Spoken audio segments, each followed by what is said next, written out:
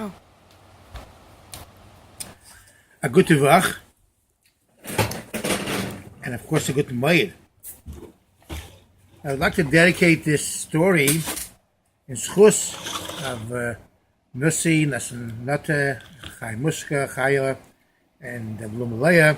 We're going to Maase Hashem Ashlichus, Duke University. And since Nussi just left on his way to go to New York and find an apartment and go to Duke, I'd like to dedicate to that. The story the Rebbe said, he said he didn't hear it from his father, the Friedrich Rebbe, but he read it and he heard about it in the Kesef Shem Tov, the sefer that the Baal Shem Tov wrote in Akdama.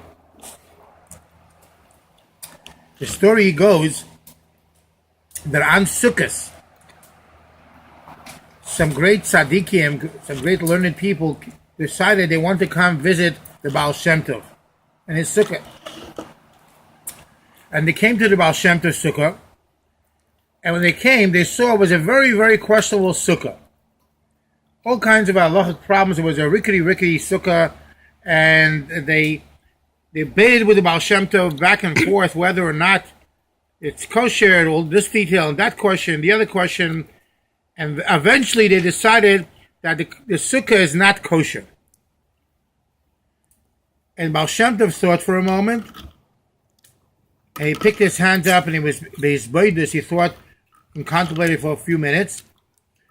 And as he has his hand open after 4 minutes, the tzaddikim, the people saw in his hand, there was a little piece of parchment where it said on it that the sukkah of Rabbi Yisrael, of course the Baal Shem Tov's name was Rabbi Yisrael Baal Shem Tov, the sukkah of Rabbi Yisrael, Kishedo, is kosher.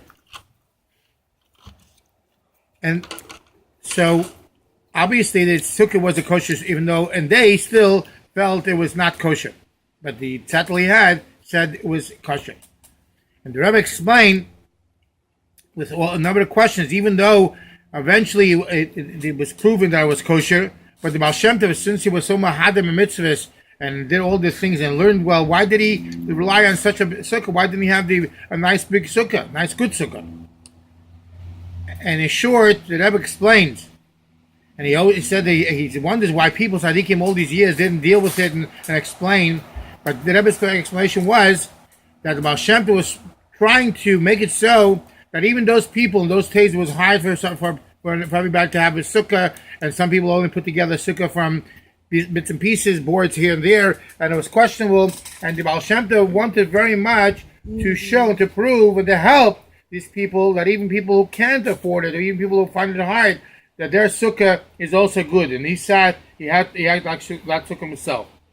So I'd like to say it's so relevant to the new shlichus of Nussi and Nuti and the Chayla and Lumalaya, Mitzvah Hashem. We're going to shlichus, that this concept ever sends us shlichus to even the such people over there that don't maybe know about a sukkah, have a sukkah there after we come there and do everything we can to help them with this sukkah and all the mitzvahs. That's our tafka, that's our schus. Maybe should help. There should be matzliach big time. Amen.